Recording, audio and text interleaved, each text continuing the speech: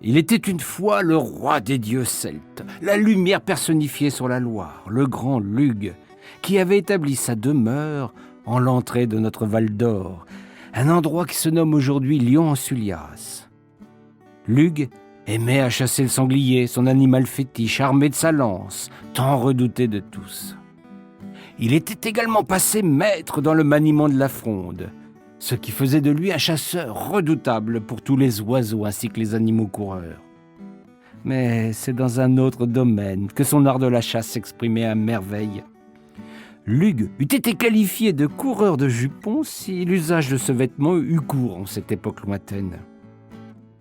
Le dieu avait plus d'un tour dans son sac pour séduire les demoiselles. Non seulement il profitait du prestige lié à sa divinité, les femmes sont sensibles, nous dit-on, à la perspective d'engendrer un demi-dieu. Mais de plus, il savait les envoûter en leur jouant quelques airs de sa harpe celtique.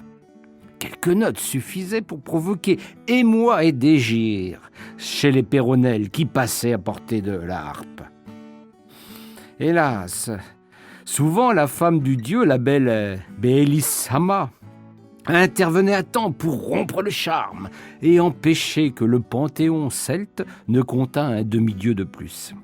Elle veillait au grain, consciente que son Lugh était un sacré luron capable de semer à tout vent. Lugh, se sachant épié, aimait à prendre le large à bord de son bateau, sa scubatine, pour s'isoler sur la rivière et rêver tout à loisir. Sa harpe alors jouait toute seule et lui se perdait en admiration devant la beauté de son Val d'Or. C'est lors d'un de ses voyages, entre Lyon-en-Sullias et Châteauneuf, que Lugh fut la plus belle de ses rencontres. Une jeune beauté, ondine, une sauvageonne, éclatante comme le soleil, les cheveux bruns, longs et bouclés, des yeux noirs, si profonds que même le dieu de la lumière pouvait s'y perdre. Une jeune fille, donc, sortait de l'eau dans une nudité qui ne semblait pas la perturber. Elle était souple et fine. Son corps semblait avoir été dessiné pour damner les dieux. Lugh était un candidat prometteur. Il prit sa harpe et joua les airs les plus langoureux qui soient. Habituellement, les demoiselles fondaient aux premiers accords, mais celle-ci restait imperturbable. Au contraire, elle s'éloigna pour rejoindre un jeune garçon qui l'attendait au pied d'un chêne. Ces deux-là avaient manifestement beaucoup à se raconter. Cela rendit fou de jalousie Lugh, qui se jura de revenir vers celle qui l'ignorait ainsi. Il ne faut pas contrarier un dieu. Odine allait s'en rendre compte à ses dépens. Quelques jours plus tard, Lugh reprit les flots pour aller à la recherche de sa belle. Elle nageait toujours aussi libre et magnifique. Lugh, fou de désir, ne comprenait pas comment la belle pouvait ainsi se détourner de lui. Il lui fallait ce trophée qui se dérobait. Ce que son prestige et ses mélodies n'avaient pas réussi à faire, la magie allait pouvoir le réaliser. Lugh reprit sa harpe, attendit qu'Ondine sortit de la Loire et cette fois joua un air qui provoqua alentour le sommeil le plus profond. Dans l'instant, tous les animaux se figèrent. Le vent cessa de souffler, le courant de filer vers l'océan. Ondine s'endormit là sur l'herbe. Lugh accosta, et avant de commettre son effroyable forfait, craignant d'être vu par Bélissama, décréta que dans le firmament, la lune cacherait le soleil. L'éclipse fut totale, et l'obscurité s'abattit sur le pays. Profitant des ténèbres, Lugh honora la belle.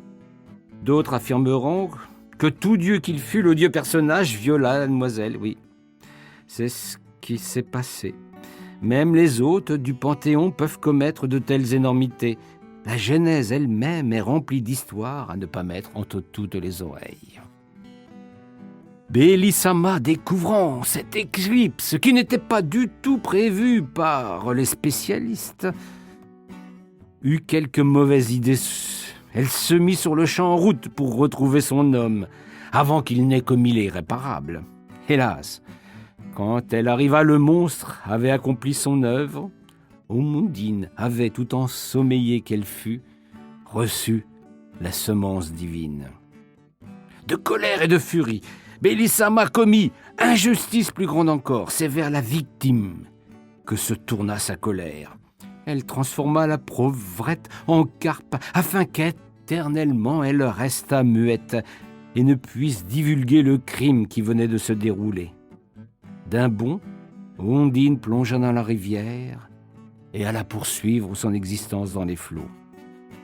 Lugue rentra tout penaud dans sa demeure, obtint le pardon de sa femme. Il n'y avait dans cette histoire qu'une personne qui fut lésée, humiliée et vouée au silence, la pauvre Ondine, devenue carpe. La Loire la protégeait, mais rien ne pouvait atténuer son chagrin et sa colère. Elle nageait, l'âme en peine, désespérant de pouvoir retrouver son enveloppe de femme. C'est le jeune garçon, Saul, qui, ne l'apercevant plus, se douta de quelque chose. Après de longues semaines de vaines recherches, il se dit qu'il y avait diablerie ou bien mystère, et que c'est dans la rivière qu'il fallait la chercher. Il se mit en demeure de découvrir dans les eaux une créature étrange. Le temps avait passé quand il tomba sur une carpe énorme, dorée.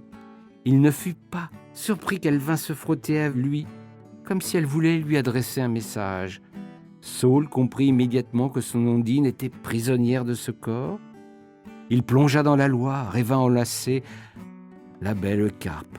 L'envoûtement fut rompu dans l'instant. La carpe redevint Ondine.